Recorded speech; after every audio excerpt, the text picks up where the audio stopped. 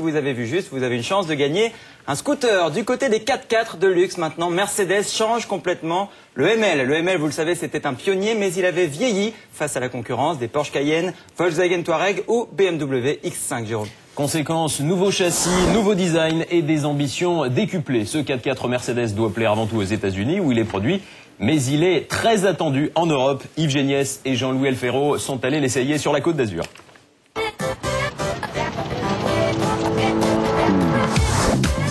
Plus long de 150 mm, plus large de 71, plus bas de 9 mm. Avec ses nouvelles dimensions, le Classe M deuxième génération affiche des prétentions à la hausse tant au niveau de l'esthétique que des performances. Bref, il est beau et bénéficie de plusieurs motorisations essence et diesel. Et le nouveau V6 3 litres turbo est silencieux et onctueux à souhait. Venez voir, cette biellette et les capteurs de la suspension hermétique me paraissent fort exposés en tout terrain. À voir, à l'usage, quoi qu'il en soit, la garde au sol est variable de 11 cm. À bord, là aussi, belle démonstration du savoir-faire Mercedes. Il fallait faire un coup d'éclat pour reprendre l'avantage face à la concurrence, de plus en plus séduisante, et du coup les prestations sont en hausse, avec un équipement pléthorique. Ouais, ça ferme bien. Alors, ce que j'ai apprécié, bien évidemment, pas de levier de vitesse. Juste ici, un petit inverseur. Comparé au Range Rover, le nouveau Classe M paraît presque petit, mais cela ne l'empêche pas de bénéficier de tous les équipements qui font le charme des berlines de luxe.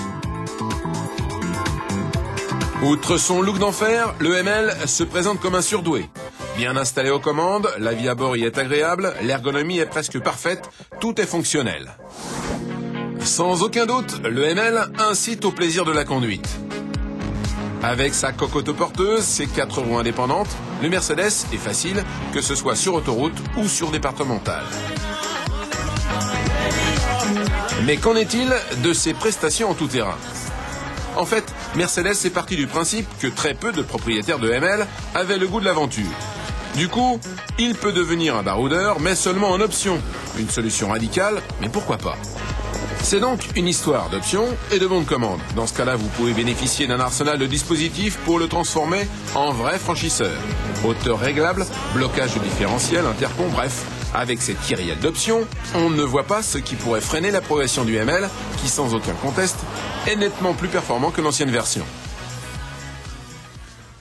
Mercedes vient de franchir une étape décisive dans la définition du mot SUV. Cette grosse berline à transmission intégrale s'éloigne définitivement du 4x4 utilitaire.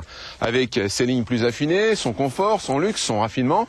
Et pour 48 500 €, vous hésiterez sans doute à y mettre des parpaings dans le coffre et encore plus à la brutaliser.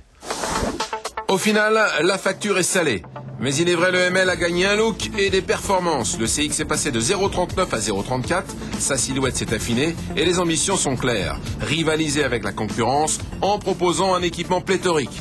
Et de ce côté-là, c'est réussi. Le ML est bardé de diplômes et peut être fier de son design.